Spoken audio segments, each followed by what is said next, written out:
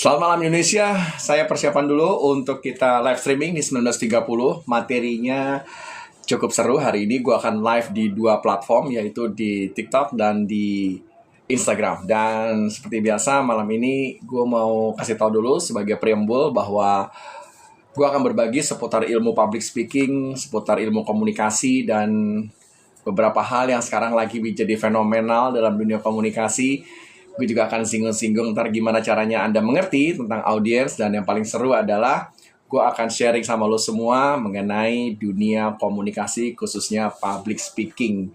Jadi gue akan langsung nanti upload videonya setelah kita live streaming. Nggak ada edit-editan. Kalau lo nggak sempet liatin karena lo lagi di jalan, silahkan ntar lo bisa liatin di channelnya YouTube. Dari sana lo bisa lihat, nanti bisa lo lihat, bisa lo pelajarin lagi. Dan ini udah episode ke-8. Sebelum gue lanjut, gue cuma mau mendoakan seluruh teman-teman yang hari ini masih dalam perjalanan di kantor, mau pulang, masih siap-siap, lagi di dalam mobil, di motor, lagi pakai headset, lagi pada di Transjakarta, di MRT, di LRT, ataupun di KRL, dimanapun Anda berada yang saat ini sedang mager dan mau belajar sambil lo pulang. Semoga lo semua sehat di jalan, nggak terkena musibah, dan semoga selalu dilindungi sampai nanti ke rumah masing-masing. Kalau yang masih ada acara, silahkan beracara. Kalau yang masih ada kesibukan, silahkan ada kesibukan. Dan sebelum kita masuk ke topik hari ini udah episode ke-8, jadi sudah dari tanggal 1 Januari 2026, series tanpa berhenti. Silahkan nanti lo bisa lihat-lihat, dan jangan lupa tap-tap akunnya, dan pastikan lagi teman-teman untuk support Bicara Itu Mudah, karena keseluruhannya kita akan sharing dari sana. Untuk itu, gue persiapan dulu sambil gue menginformasikan beberapa hal. Hal yang pertama, bahwa kelas untuk public speaking regular profesional di hari Minggu udah close. Udah sold out, dan sampai ketemu nanti bersama saya di Hotel Park Cawang. Kita akan seharian ngulik gimana seorang profesional melakukan public speaking, gimana bicara dadakan, gimana bicara pada saat Anda presentasi, gimana pada saat nanti Anda paparan, town hall, dan semuanya. Sudah close ya. Tunggu lagi nanti sampai ada acara berikutnya. Dan untuk acara korporasi, seperti biasa, silahkan. Gelap ya kalau pakai topi? Gelap. Kalau pakai topi gelap. Nggak usah pakai topi deh. Dan silahkan nanti kalau teman-teman mau undang Bicara Itu Mudah, silahkan untuk hadirkan Bicara Itu Mudah di kantor Anda. Silahkan nanti DM. Dan karena kita menjelang akan bulan puasa di Februari tanggal 18 atau tanggal 19, maka kami Bicara Itu Mudah tidak akan mengadakan kelas in-house full dalam bulan puasa. Kami hanya akan datang menjadi pembicara untuk menjelang buka puasa. Jadi ingat-ingat ya, di bulan puasa 18 atau 19 Februari sampai 28 atau 27 Maret, Bicara Itu Mudah off dulu, kita ibadah dulu, dan yang paling seru adalah kita terakhir kelas in-house itu tanggal 16 Februari 2026. Yuk kita gas. Assalamualaikum warahmatullahi wabarakatuh. Selamat malam Indonesia. Di acara seru kali ini, jangan lupa sambil berdoa semoga pembicaranya ngeluarin filler.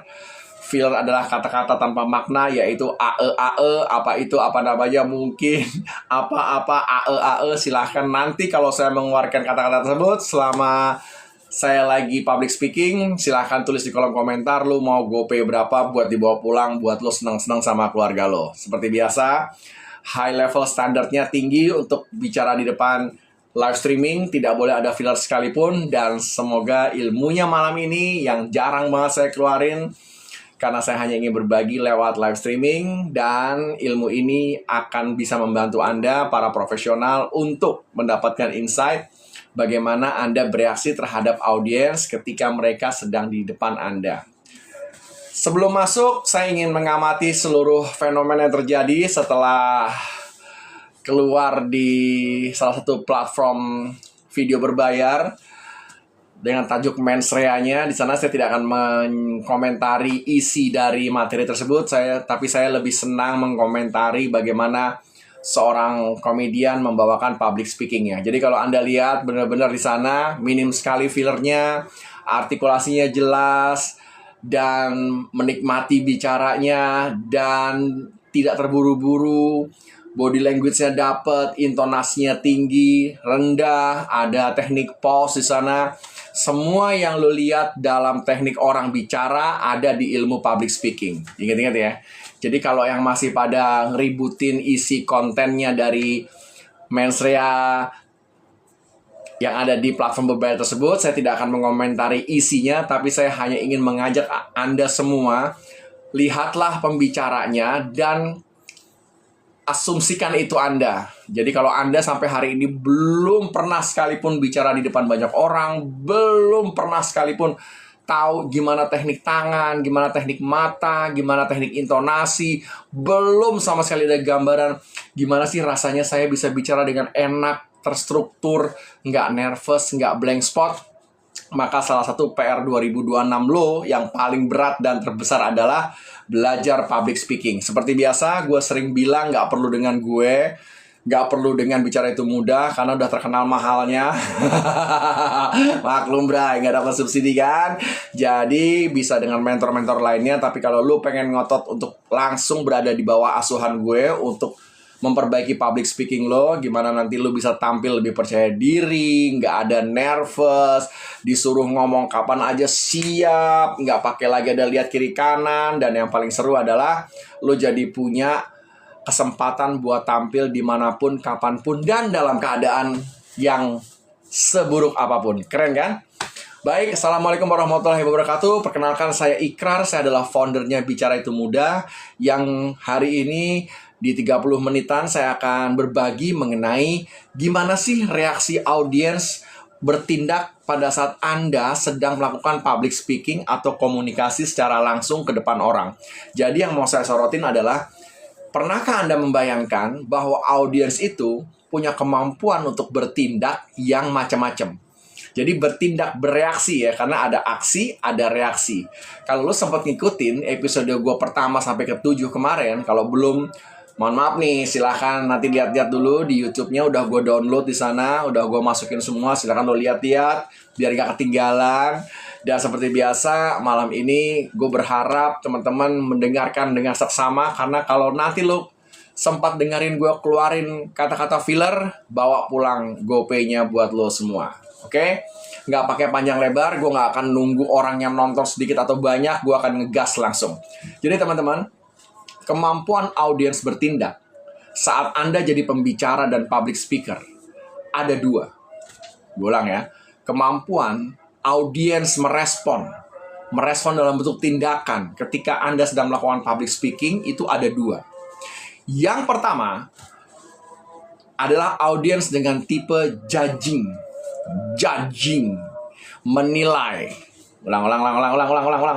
Judging, menilai. Catat nih.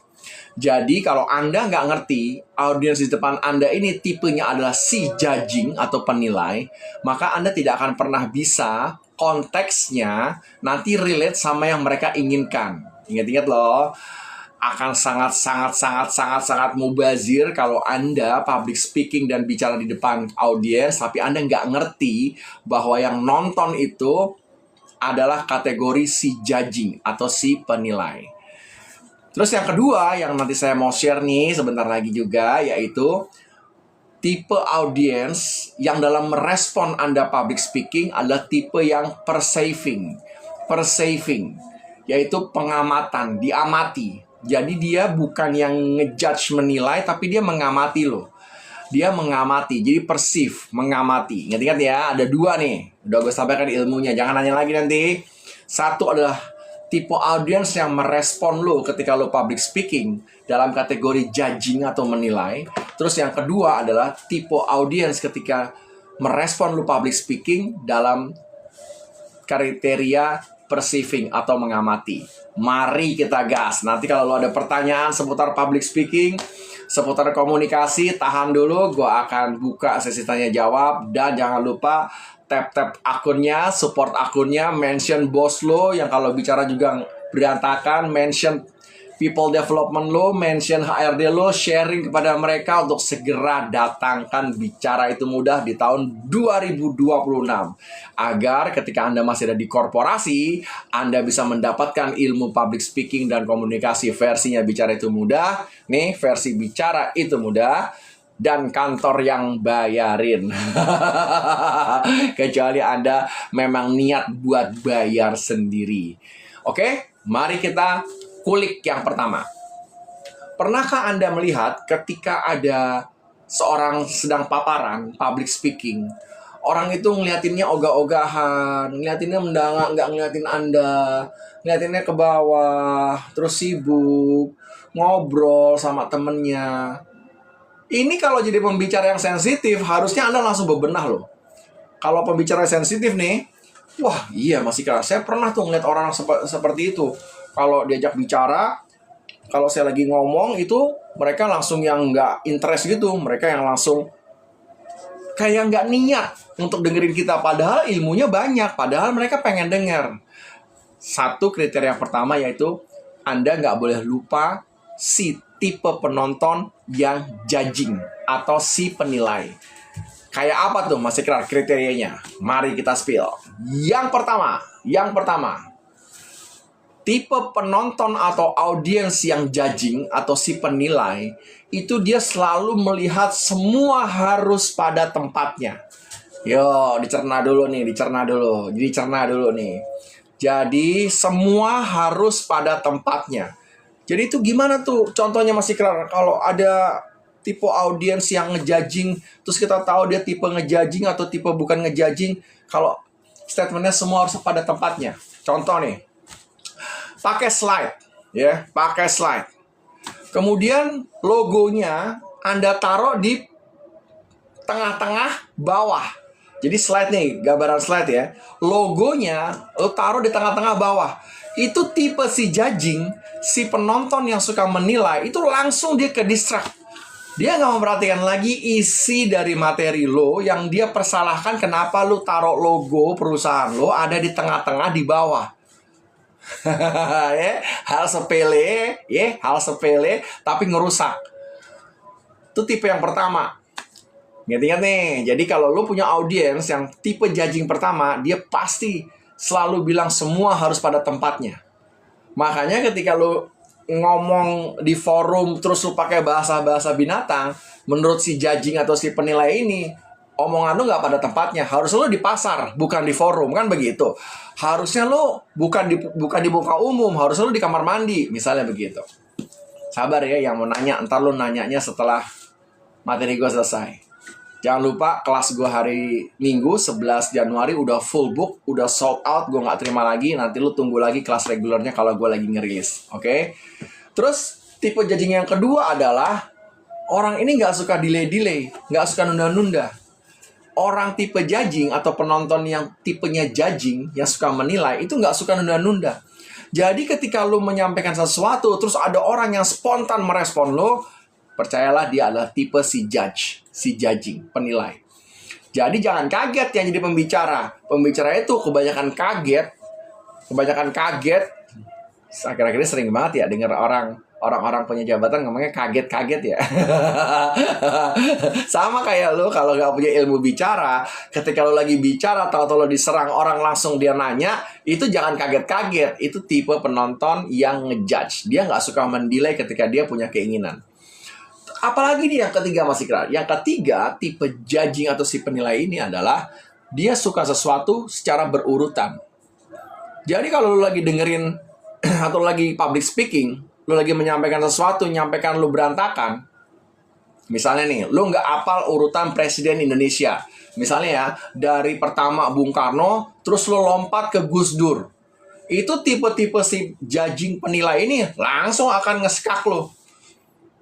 Pak, itu salah Pak urutannya Pak. Nah, urutan itu adalah tipenya si judging, si penilai.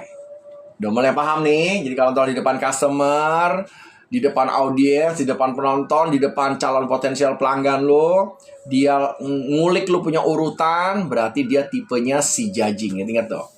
Terus yang paling seru lagi adalah kalau yang ketiga nih, setelah dia yang berurutan, masuk gue keempat cirinya, yaitu dia nggak suka nih penonton ini nih kalau suasana itu crowdednya terlalu crowded. Jadi kalau dia lagi beraktivitas nih si penonton yang tipikalnya judging atau menilai, dia nggak suka tuh yang kalau dia lagi mau beraktivitas itu dalam keadaan yang rame, itu dia nggak suka.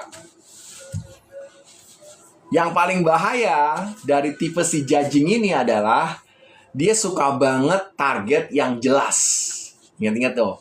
Jadi kalau lu lagi paparan, lagi public speaking, lagi menjelaskan sesuatu, kemudian lu jelasinnya blur, lu jelasinnya nggak make sense, nggak ada target yang jelasnya, nggak ada time frame-nya, nggak ada apa yang akan terjadi setelah lu lakukan itu si judging akan langsung nyerang lo. Coba kita ulang lagi. Yang nyimak, yang barusan hadir ya, jangan lupa lo support akunnya Bicara Itu Mudah. Lo sampaikan, share, mention ke orang, lo tap-tap layar lo. Terus yang paling seru adalah, gue ulang lagi. Tipe judging yang pertama sebagai audiens adalah satu, semua harus pada tempatnya. Ingat-ingat tuh. Terus yang kedua, dia nggak suka mendelay. Jadi kalau dia punya keinginan yang dia harus tanya sama lo, dia akan tanya langsung. Terus yang ketiga, orang-orang dengan tipe penonton atau customer tipenya judging adalah orangnya suka urutan. Terus yang keempat, mereka itu nggak suka untuk bekerja atau beraktivitas atau merespon dalam sebuah keramaian yang luar biasa. Terus yang kelima, orang-orang ini targetnya harus jelas. Yeay, sampai di sini. Udah ngerti ya? Jadi kalau besok lagi public speaking, lu lagi presentasi, ketemu dengan tipe orang yang gue sebutkan ini, hati-hati cara meresponnya. Terus kita lanjut yang kedua nih. Kita bungkus yang kedua. Mas Ikrar, tadi disampaikan selain ada tipe judging, audience dan penonton atau customer kita, pada saat kita lagi presentasi dan public speaking, ada lagi tipe yang disebut dengan perceiving. Perceiving atau mengamati, si pengamat. Jadi perceiving itu mengamati atau si pengamat. Terus gimana tuh Mas Ikrar? Maksudnya tipe si perceiving, si pengamat itu? Begini. Mengamati beda sama menilai. Ya. Jadi kalau si orang-orang yang mengamati ini, dia suka banget memberikan responnya spontan. Spontan. Jadi suka yang celetuk-celetukan audiens lo, suka yang jadi ngebodor sendiri di kelas. Itu tipe-tipe orang yang mengamati. Jadi responnya spontan. Itu ciri khas yang pertama. Terus ciri khas yang kedua, orang-orang atau penonton atau customer lo yang multitasking, itu mereka multitasking yang tipikalnya adalah perceiving atau si pengamat ini. Jadi sambil lo lagi presentasi di depan dia, sambil lo lagi public speaking di depan dia, orang-orang ini bisa mengerjakan hal-hal lain dan dia tetap fokus kepada materi lo. Itu kerennya orang yang perceiving, yang suka mengamati. Terus, yang seru yang ketiga nih cirinya. Penonton lo atau audiens lo, atau yang orang di depan lu lagi public speaking, selalu mempunyai asumsi all things can be done. Yang nggak ngerti bahasa Inggris, gue pelan-pelan ya. All things can be done. Jadi kalau lu lagi menyampaikan sesuatu, terus lu bilang, ini nggak bisa dilakukan. Itu orang-orang yang penonton atau customer lu, audiens lu yang tipenya perceiving, itu nggak bisa terima. Nggak bisa terima. Karena dia selalu berasumsi everything can be done. Jadi ingat-ingat nih, tipikalnya si perceiving ini. Terus ada lagi yang seru. Yang seru adalah tipe orang perceiving atau tipe orang yang suka mengamati. Orangnya sangat tidak disiplin waktu. Gue ulang ya, tidak disiplin waktu. Jadi orang-orang ini kalau acara lu udah mulai, dia datangnya telat. Atau dia ke luar, masuk ke lama. Jadi nggak suka on time, nggak bisa on time orang-orang dengan tipe perceiving ini. Atau si pengamat. Jadi kalau lagi mau public speaking, lagi presentasi, lagi paparan, terus tiba-tiba masuk beberapa orang yang telat, bisa gue pastikan itu mereka adalah tipe-tipe orang yang perceiving atau si pengamat. Apalagi Mas Ikrar, yang paling keren adalah dari tipe si perceiving ini, umumnya audiens dan penonton dengan tipe yang mengamati, itu dia selalu jadi controller yang baik. Dia selalu jadi controller yang baik. Dia benar-benar bisa ngelihat isi materi lo, terus dia relatekan kepada yang dia hadapi misal di kantor atau di perusahaan, dan dia bisa benar-benar menyusun kosakatanya dengan baik untuk merespon lo. Jadi tipe perceiving ini dengan tipe judging ini, itu ada ciri-cirinya yang selalu bisa lu lihat instantly kalau lu ngerti ilmunya. Makanya sekarang gue lagi bagiin kepada lu ilmunya. Jadi gue ulang ya, gue rangkum lagi nih. Jangan lupa nih, tulis dulu di kolom komentar dari mana Anda berasal, Anda siapa, terus selama ini sudah melakukan public speaking atau belum. Ya, baru ntar kita buka sesi tanya jawabnya. Jadi gue ulang nih, tipe yang persaving adalah pertama, dia kalau merespon spontan. Ingat tuh. Terus yang kedua, dia itu multitasking. Multitasking nih penonton-penonton dengan tipe-tipe yang persaving atau mengamati. Terus yang ketiga, dia selalu punya asumsi all things can be done. Ingat-ingat ya, all things can be done. Sekali lagi nih yang pada nonton gue, kalau gue keluar sekali fillernya, jangan lupa. Masih keluar tuh fillernya. Tulis dong 1 juta, 2 juta, kirimin ke GoPay saya, begitu ya. Nanti Kak, jangan kemana-mana makanya. Siapa tahu gue khilaf. Terus yang paling seru adalah orang-orang yang atau penonton lo atau customer lo yang dikategorikan sebagai persaving atau si pengamat adalah sulit on time. Yang terakhir, mereka adalah controller yang baik. Ingat-ingat nih, besok di episode ke-9 gue akan ngasih tahu lo bahasa tubuh audiens. Ini lebih keren lagi. Bahasa tubuh spesifik soal audiens. Malam ini gue hanya mau spesifik share sama lo semua 2 ilmu gue tadi. Yaitu pertama, lo harus kenal customer lo yang tipenya judging atau si penilai. Terus yang kedua, lo harus tahu customer lo yang tipenya adalah si persaving atau menilai. Ingat-ingat ya. Nah, jadi dengan 2 ilmu itu teman-teman selaku pembicara, selaku orang yang presentasi, selalu orang yang keseruannya sudah terjadi, teman-teman jadi mengerti caranya. Ingat nih, mengerti cara meresponnya. Wih, ada murid saya nih yang dari UT. Halo Mas. Udah nggak pakai filler kan bicaranya kan? Keren ya, masih terngiang-ngiang yang di Bogor kita seru ya. Semua waktu itu peserta saya di Bogor, saya janjikan duit. Kalau saya sampai keluar filler. Beberapa orang berharap sampai ada keluar filler. Yuk, saya buka sesi tanya jawab seputar public speaking dan komunikasi. Kalau gue belum menjawab pertanyaan lo ulang lagi sampai ntar keluar pertanyaan lo. Oke? Gue mulai dulu kalau ada pertanyaan nih. Mas, dengan Taruna itu ya oke loh, harus lo implementasikan Mas. Karena ilmu bicara itu ilmu seumur hidup. Yes. Yang dari TikTok, kalau ada pertanyaan soal ilmu public speaking dan ilmu komunikasi, silahkan. Jangan lupa seluruh teman-teman, beranikan diri Anda untuk mencoba live streaming. Apalagi yang udah pernah belajar sama saya, yang sudah tahu mana do and don'ts-nya. Mas Ikrar, gimana cara menyusun materi public speaking? Menyusun materi public speaking, ada pertanyaan dari teman kita. Menyusun materi public speaking dikenal dengan istilahnya structure. Structure public speaking. Selalu ada 3. Siji, loro, telu. Yang pertama adalah 1. Opening. 2. Body. 3. Closing. Ulang lagi ya. Dalam struktur public speaking, selalu ada opening, body, closing.